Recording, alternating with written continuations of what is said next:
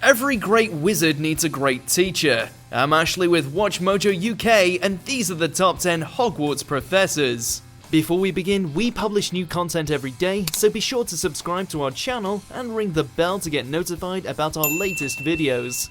Don't forget the nice wrist movement we've been practicing. The swish and flick. For this list, we're looking back at some of our favourite educators at Hogwarts School of Witchcraft and Wizardry, hailing from before and during Harry Potter's school days. While some of their teaching methods are questionable, they've each stood out in some way by making their own iconic contributions. We'll only be covering the professors that actually had tenure at Hogwarts, so Mad-Eye Moody is ruled out since he was never really there. Also, if you haven't been paying attention in their classes, there will be spoilers. Neville, what frightens you most of all? Professor Snape. Sorry? Professor Snape. Professor Snape. Frightens all. Number 10. Rolanda Hooch. Madame Hooch is the instructor in charge of flying lessons for first-year students. Good afternoon, class. Good afternoon, Madam Hooch. She may act a little impatient during her lessons, but she does her best to look out for the safety of her students while handling a broom. Stick your right hand over the broom and say up. Wow. Along with her teaching duties, she also acts as the referee for the school Quidditch matches, where she demands good clean sportsmanship from everyone, and she's got her hawk-like eyes on all of them. Now I want a nice clean game. From all of you.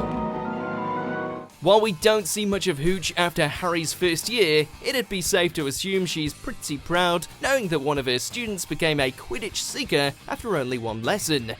Number 9, Pomona Sprout.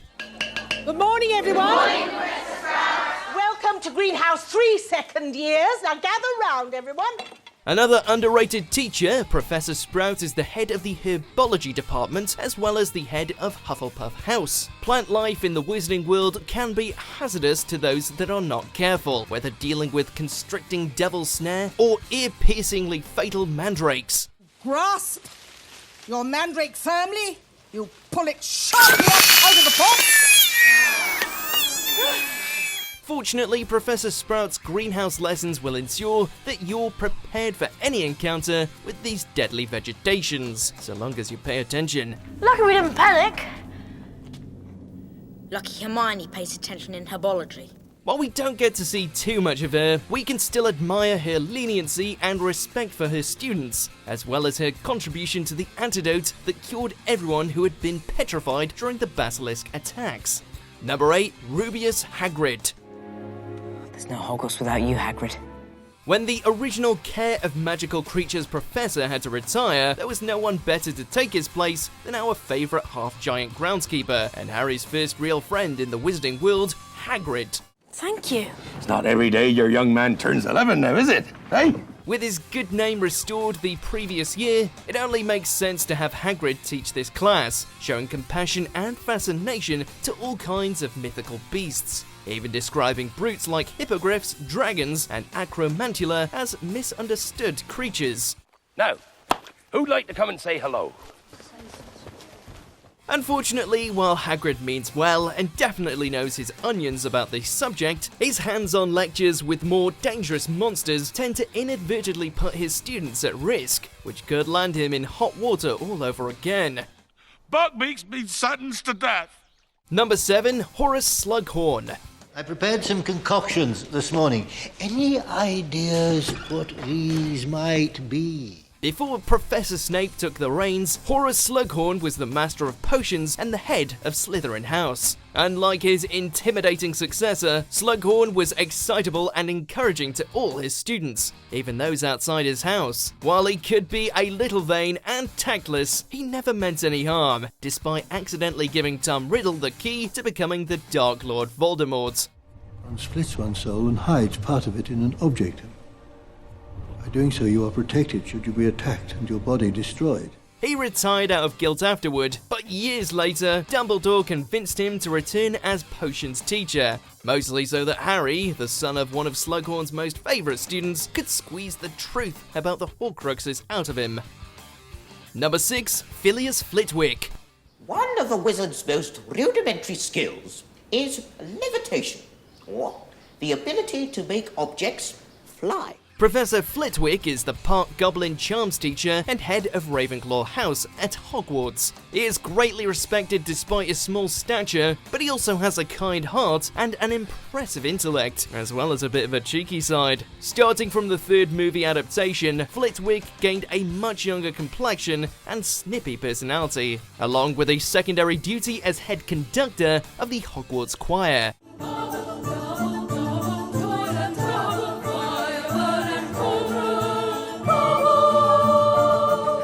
It was originally believed that this was a new wizard played by his actor, and that Flitwick was no longer needed. However, it's been confirmed that this is Flitwick, and that no matter the face, he'll always have a place in the wizarding world.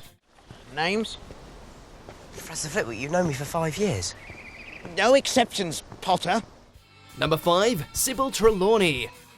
I am Professor Trelawney. Together we shall cast ourselves into the future.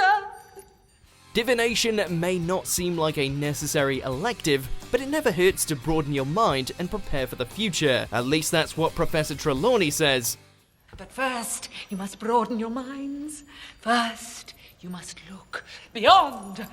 What a load of rubbish. At first, Trelawney may seem like a crackpot, constantly mocked by close-minded students and declared a fraud by the Ministry of Magic. However, not all of her foreseen ramblings are rubbish.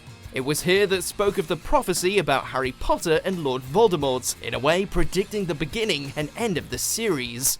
For neither can live while the other survives. That alone earned her a spot at Hogwarts, not just as a loopy fortune teller, but the one to help students open their eyes, if they'll listen. Have I said something? Number 4, Remus Lupin. Would anyone like to venture a guess as to what is inside? That's a boggart, that is. Very good, Mr. Tom. Defense against the dark arts has shuffled through multiple professors during Harry's time at Hogwarts, from cowardly traitors like Quirrell, to arrogant frauds like Lockhart, to Death Eaters in disguise, to Toad-Face Umbridge. Study hard and you will be rewarded. Fail to do so and the consequences may be severe. However, one professor managed to shine above these rejects. Remus Lupin, an old friend of Harry's parents. After me. Ridiculous. Many students will say that Lupin was their favourite Dada teacher, and it's not hard to see why. He helped students to not only face their fears, but also laugh at them, even taking it upon himself to teach Harry to defend himself against Dementors. Unfortunately, Lupin was also a werewolf, and resigned once his condition became public. This time tomorrow, the owls will start arriving, and parents will not want someone like me teaching their children. Number 3, Albus Dumbledore. What Mr. Scamander fears above everything else is... having to work in an office, sir. Considered by many to be the greatest sorcerer in the world, Albus Dumbledore began his Hogwarts career decades ago as a defense against the dark arts teacher, and then head of the Transfiguration department, before finally being promoted to headmaster of Hogwarts. Happiness can be found even in the darkest of times, if one only remembers to turn on the light. Along with being extraordinarily talented with magic, Dumbledore is also a kind, eccentric, and wise mentor figure that values the human spirit. This kind of mark cannot be seen. It lives in your very skin. What is it? Love, Harry. Love. However, he has a tendency to be secretive about his plans and emotional baggage. Despite his trust issues and haunting past, Dumbledore aims towards the greater good, ending Voldemort's reign forever, even if it means letting himself die to achieve it. Number 2, Severus Snape. I can teach you how to bewitch the mind and ensnare the senses. Snape was the original head of Slytherin House during Harry's time, as well as the Master of Potions class, though he had hopes of teaching defense against the dark arts. While he was highly knowledgeable and passionate about the subjects, his teaching methods were dreadful, showing favoritism towards his own house, intimidating and bullying his pupils, and butting heads with a certain Mr. Potter. Go on. And request that he keep his abnormally large nose out of other people's business. Why, you insolent little... Professor. However, behind his cold and cruel demeanor laid a tormented, complex man protecting Harry from the shadows and spying on the Death Eaters until his gruesome death. You have your mother's eyes. Saddest of all, his biggest motivation was the memory of Harry's late mother, Lily, the only woman Snape ever truly loved. After all this time. Always. Before we unveil our #1 magical educator, here's some honourable mentions. Ingredient in... Professor Quirrell, excuse me. Could I borrow wood for a moment, please? Oh, yes, of course.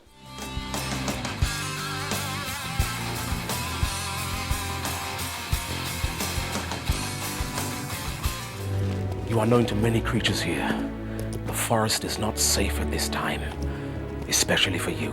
#1, Minerva McGonagall. Like so. 1, 2, 3.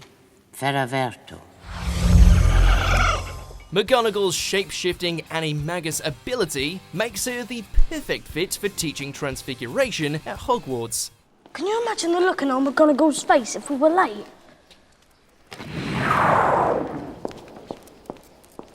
That was bloody brilliant. Oh, thank you for that assessment, Mr. Weasley.